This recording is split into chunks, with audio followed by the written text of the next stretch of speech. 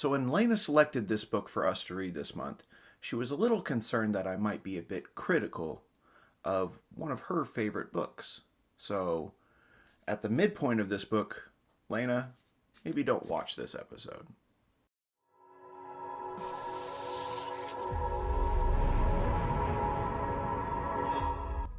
Welcome to Reading Crossbow. My name is Rob, and today I'm doing my midpoint review on Mistborn, The Final Empire by Brandon Sanderson. This is a fantasy novel that was selected for us to read this month by Lena. If this had been the badass book I had picked for us to read this month, she would be the one here doing the midpoint review. After each midpoint review, both of us will be here to review the books as a whole. So be sure to come back next week when Lena will also be here to review Mistborn.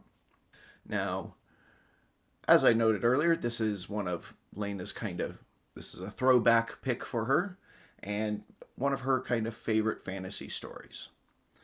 And I just wanted to give you about how I'm doing it, about the midpoint of this book. I just finished part 2. There's 5 parts, but it looks like the 5th part is rather short. So this is a good stopping point to do this midpoint review. So I just wanted to give you an idea of how I think about the book so far, and before I proceed and finish the book for next week's review. So as I mentioned before, this isn't my first Brandon Sanderson story. I've read The Reckoners as well as his finale of The Wheel of Time. But this is my first books of his Cosmere setting. And I don't know, I feel this is actually a pretty good introduction to what I've heard about Brandon Sanderson. Specifically, the world does feel very unique. There's kind of a red sun. There's mist that comes out at night that actually most people are afraid of and stay indoors because of this mist. As well as there's this constant raining of ash. Although I'm not quite clear where the ash comes from, maybe there's a volcano or something somewhere, or maybe it's just fantasy setting does fantasy things. It's not clear where the ash is coming from, but it's constantly raining down on things, especially plants, which makes food production actually a challenge in this world. So it does feel like a very kind of unique world. There's no obvious mashups of the real world into this. There's no this is the Canada analog and this is the Australia analog, or whatever. Pick your favorite country. So it's almost described as almost a global empire, although judging from the map I'm not quite sure how global it really is, but it does feel like there's a unique setting. There's no kind of borrowed elements from the real world, and I like that in a book. I'm okay with it being brought into a book because it might help speed along the reader in understanding. But in this case, I generally really like when the setting feels unique. So one of the things that's really great about this book and with its unique setting is the main character, Vin. And while she has completely lived in this world from the time she was born, she is very much an outsider to the setting that's occurring within this story. And so she actually serves as a just terrific audience surrogate character. She can ask the questions and people can answer or provide her with information about the setting without it sounding too fake or exposition-y. There's not really a lot of exposition, but when you have a really well done audience surrogate that can be explained things in a way that makes sense for the story, it really helps books along. So her character, the way it was designed, I actually really like for how it was set up. So I'd always heard about Brandon Sanderson's hard magic systems. The previous books I read didn't really have that. So this is kind of my first experience with it. And while I'd read about it on the internet and as an outsider was like, yeah, that sounds like a good idea. I like the idea of predictable, understandable magic, where it doesn't feel too hand-wavy. So I was kind of excited that I'm finally going to get to read one of these books. And so the way the magic works here is there's elements or metals. So you eat the metal or swallow it, and then if you are a person born with the ability to use this kind of magic, you'll essentially magically burn up that metal, which will power a magical ability. Now, these kind of function almost like superpowers.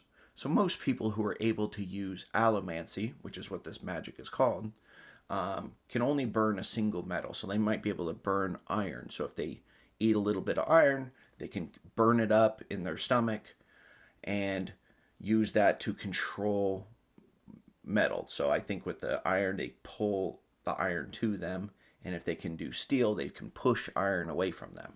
Now you can use that for pretty cool effects, like I think the iron one, they call them like coin shots, because they can basically throw a coin and magically like launch it directly away from them, like towards an enemy, and that's a gun. Or do the opposite. If you're a puller, you can pull the metal to you, or the steel to you. So there's a variety of different metals, and each one of them kind of does a different effect. There's also an alloy for each of these metals that does the opposite of that. So I mentioned earlier iron versus steel. Iron does pull, whereas steel does push. There's also at least one fictional metal called atium, and it has its own special ability. So if you add them up, that's a total of 9 metals. So that's 4 metals, plus 4 alloys of those metals, plus 1 fictional metal. They mention in the book that there's 10 metals. So at least at the point of this story, I don't know what the 10th one is. And then there's also an 11th metal that's rumored to exist. So, I don't know. I think this is interesting. I think the choice of metals seems weird to me. Like if you look at a periodic table of, the majority of it technically are metals, but even if you went with just the ones that look like metal, there's a lot of metals out there. So I find it very curious that essentially the book restricted itself to just 4, plus some alloys of those 4. I think it's weird, but maybe those are the magical metals, and the other metals, like maybe like gold or silver, they're not magical. So I don't know. I think this is it's interesting.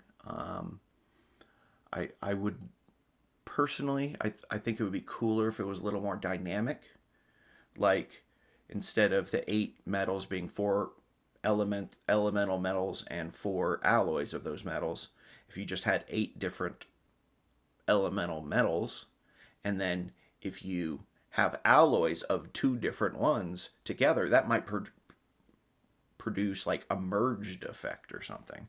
I think that would be really cool. But this is a choice that was made, and it's fine. So one of the things I like about this magic system that I haven't mentioned yet is they have to consume the metal. And I talked about that a little bit, but you have to actually have the metal inside you when you want to use the power. Now, a lot of metals are not exactly, safe to consume. So, and that's true in this setting as well. So, in the book, for the most part, you consume the metal right before you intend to use it. This gives you the ability to use the magic while not poisoning yourself. Now, because this is a kind of spell component type system, I totally expect that by the end of this book, we're going to have a situation where someone runs out. So this kind of feels similar to Spider-Man's web shooters. Now, I'll explain what I mean. Like Spider-Man in the comics has mechanical web shooters where he pushes a button on his palm and the web will shoot out. And in the comics, it's a frequent kind of thing that happens, that he runs out of the fluid that uses to produce the web. And it always happens at like the most inconvenient time, a real critical story moment. So I totally expect this to happen in this book, where there's going to be a critical moment in the story and they're going to run out of the metal that they need, the kind of metal that's going to have the right effect. So I really think that's actually a strong like story plot element that can be brought into this book, and I would be surprised if it doesn't come up because this is a spell component type system.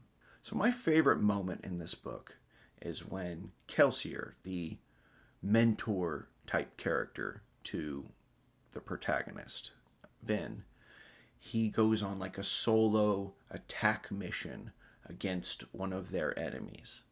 And he, like the main character, is a Mistborn, and a Mistborn can use all of the metals. Most people that can access Allomancy can only access one. A Mistborn can access all of the powers, and both Kelsier and Vin are Mistborn. This scene reads like something that you would see in like the Matrix or Equilibrium or an anime scene, because I mean this it practically like storyboards itself is like a single guy going in up against a ton of enemies and using these cool powers in creative ways, and it is hands down just an exciting scene. So I think if someone were to actually be able to just film this one scene, you could actually get this book out of movie development hell, which apparently it's been in for years. Kind of like how they shot that one scene for Deadpool and then released it, and that got everyone excited, and so then they made a whole movie. I think you could do that with this one scene in this book because it is an awesome scene. It visually sounds amazing. And I would love to see that scene brought into real life or even an animated sequence. I think this would just look cool as hell. And that kind of brings me to my one criticism about this first half of the book. And it's that I don't really feel the threat. So what I mean by that is this one scene is just an example of how it's hard to imagine how the heroes can't lose. So the first time in the book, the Inquisitors are brought up, and they're supposed to be this like terrifying, menace to the heroes.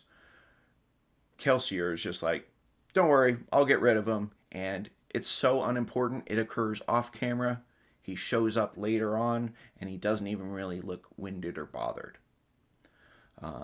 He single-handedly takes out a whole, in the first chapter, he single-handedly takes out a whole house full of guards and nobles. He does this awesome action sequence. It's hard to imagine how they could lose. I mean, they make it clear in the books. Yeah, he's Mistborn, but there's not very many Mistborn in the whole world.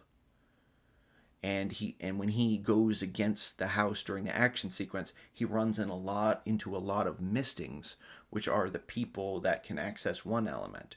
And they're specifically trained to defend the castle against Mistborn. And he single-handedly just wipes the floor with them. And he's training up a new Mistborn. And, I mean, honestly, I'm just not feeling the danger in this story. And I feel bad because it feels like there should be a lot more tension. I should be worried. I mean, these characters, their plan is this grand plan to overthrow the world government. And yet I'm like, yeah, seems like they can do it. I mean, he's better than your average Mistborn. He's got a natural talent in the main character. She's just naturally takes to it faster than almost anyone else. As well as most of the Mistings could be defeated with a bow and arrow because they can't stop the arrows very easily. So just get an army with a bunch of arrows and you could easily shut down most of the magical people in this world.